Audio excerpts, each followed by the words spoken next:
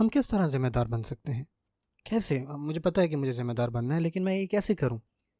کس طرح کروں؟ میں کوئی آپ کو 100 سٹیپس نہیں بتانے والا. میں چاہتا ہوں کہ میں صرف آپ کو ایک ہی سٹیپ بتاؤں. جب آپ یہ کام کر لینا تو آپ میرے پاس واپس آئیں، ہم کہیں لنچ کریں گے اور وہاں پھر میں آپ کو سٹیپ 2 بتاؤں گا. لیکن ابھی صرف ایک ہی چیز کے بارے میں سوچیں، اور وہ کیا ہے؟ سٹیپ 1 کے بارے میں. آپ مجھے بتائیں رسول اللہ صلی اللہ علیہ وسلم کو رسالت کب ملی تھی؟ ان کی کیا عمر تھی اس وقت؟ 40 سال. یعنی 40 سال کی عمر میں آپ صلی اللہ علیہ وسلم نے دعوت دینا شروع کی. 40 سال کی عمر میں وہ پیغمبر بنے. اب آپ مجھے بتائیں کیا 40 سال سے پہلے بھی وہ مکہ میں ہی رہتے تھے؟ جی ہاں. کیا مکہ کے لوگ آپ صلی اللہ علیہ وسلم کو جانتے تھے ان کی رسالت سے پہلے؟ بالکل. وہ آپ صلی اللہ علیہ وسلم کو کیا کہہ کے پکارتے تھے؟ ان کے کچھ لقب تھے. وہ کیا تھے لقب جو لوگوں نے آپ صلی اللہ علیہ وسلم کو دیے؟ الصادق والامین. آپ مجھے بتائیں کہ 40 سال کی عمر سے پہلے آپ صلی اللہ علیہ وسلم نے ان کو اسلام کے بارے میں کچھ بتایا تھا؟ نہیں. آپ صلی اللہ علیہ وسلم نے ان سے تجارت کی، ان کے ساتھ رہے، ان کے پڑوسیوں میں سے تھے، ان کے دوستوں میں سے تھے، ان کے ساتھ کھایا کرتے تھے، ان سے روزانہ بات ہوتی تھی آپ صلی اللہ علیہ وسلم کی، انہی لوگوں سے ان کی آپ صلی اللہ علیہ وسلم مدد کرتے تھے، آپ صلی اللہ علیہ وسلم ان کو صدقہ دیتے تھے. یہ سارے روابط تھے آپ صلی اللہ علیہ وسلم کے ساتھ ان لوگوں کی. اور 40 سالوں میں جو لوگ ایک چیز آپ صلی اللہ علیہ وسلم کے بارے میں جانتے تھے وہ یہ تھی کہ وہ صادق ہیں اور امین ہیں. اور یہ جانتے تھے کہ ہمارے اس معاشرے میں سب سے زیادہ ذمہ دار کوئی شخص ہے نا، تو پتہ وہ کون ہے؟ محمد صلی اللہ علیہ وسلم. اس وقت وہ رسول اللہ صلی اللہ علیہ وسلم نہیں کہتے تھے صلی اللہ علیہ وسلم. ہمارا سٹیپ 1 بھی یہی ہونا چاہیے.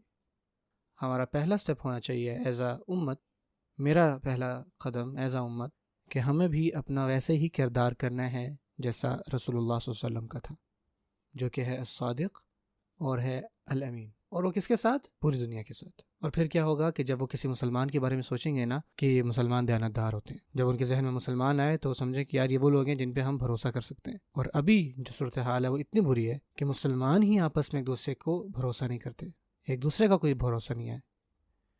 ہمارا جھوٹ بولنا، ہمارا دھوکہ دینا، چاہے ہمارا دھوکہ یہ جھوٹ بولنا تجارت میں ہو، چاہے ہمارا جھوٹ بولنا یا دھوکہ دینا ہمارے خاندان میں ہو، وراثت میں ہو، اور یہی ہمارا رویہ اب ہمارے کام میں ہو. ہمیں کوئی بھی موقع ملے تو اس میں ہم یا تو جھوٹ بول رہے ہوتے ہیں یا تو دھوکہ دے رہے ہوتے ہیں. جھوٹ اور دھوکہ. اب ایک بندہ جو دکان میں ہے کپڑے بیچ رہا ہے، اب جب عورتیں آتی ہیں کوئی چیز خریدنے تو باجی یہ بہت مہنگا ہے، بڑا مشکل سے ہمیں ملا ہے، میں آپ کو یہ 100 روپے میں بیچ دیتا ہوں چلیں، کیونکہ میں نے خود 99 میں خریدا ہے. 1 روپے کا تو منافع میرا باجی. اور ہو سکتا ہے اس بندے نے 10 روپے کا خریدا ہو، لیکن اس نے پوری کہانی بنائی تاکہ وہ یہ 99 روپے کا بیچ سکے. ٹھیک ہے باجی آپ 99 میں، چل 90 میں لے لیں، ٹھیک ہے باجی. وہ پورا اس نے وہ قصہ گھڑا. ہم کوئی چیز بیچ بھی نہیں سکتے بغیر جھوٹ بولے.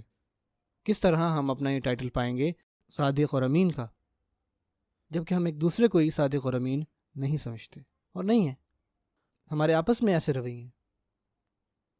اب ایک مزے ہوتا ہوں، آپ کوئی بندہ کہیں باہر سے آیا ہے اور وہ کسی ہمارے علاقے میں آیا ہے اور وہ ٹیکسی میں بیٹھا ہے، اور اگر اس ٹیکسی والے کو پتہ لگ جائے نا کہ یہ بندہ یہاں کا نہیں ہے، امریکن الٹ سے، تو اس کو 3 گنا زیادہ کرایہ بتاتا ہے.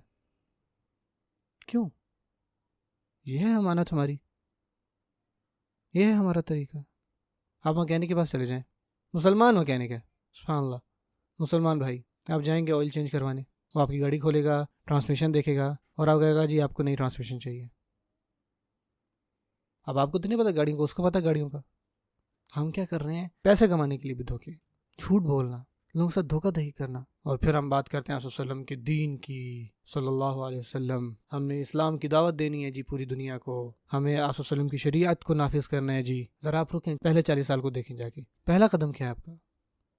ابھی کوئی بھی نہیں یہ سمجھتا کہ ہم امانت دار لوگ ہیں، کوئی بھی نہیں یہ سمجھتا کہ ہم بھروسے مند لوگ ہیں. یہ ہونی چاہیے ہماری ترجیح. یہ وقت ہے کہ جب واقعی لوگوں کو سمجھ میں آتی دعوت، کیونکہ آپ کے منہ کھولنے سے پہلے ہی وہ کہیں گے یار یہ بندہ سچا ہوگا، یہ صحیح بات کرے گا. سمجھ آ رہی ہے آپ کو بات؟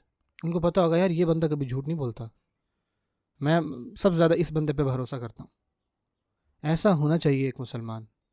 آپ کے اکثر لوگ جاننے والوں میں سے ہندو ہوتے ہیں، اکثر جاننے والوں میں سے کرسچنز ہوتے ہیں، اور باہر رہنے والے کی بات کر رہا ہوں، ہو سکتا ہے ان کے دوست بدھسٹ بھی ہوں یا ایتھیسٹ یا ایگنوسٹ.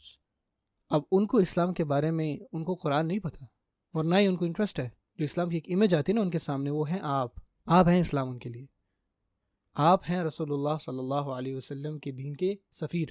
سو جب آپ اپنے کوور کو کہتے ہیں نا بس 5 منٹ میں پہنچنے والا ہوں، ٹھیک ہے نا، بس 5 منٹ 2 منٹ دیکھو میں پہنچوں، جس کا مطلب ہوتا ہے کہ ہاں آج شام تک کہیں میں پہنچ جاؤں گا.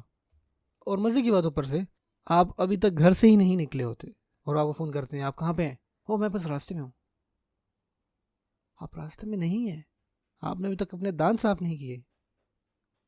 آپ ایک مطلب اتنی 2-3 گھنٹے کا تو آپ کا سفر ہے گھر سے آفس کا, پھر فون آئے گا بھائی آپ کہاں پہ ہیں؟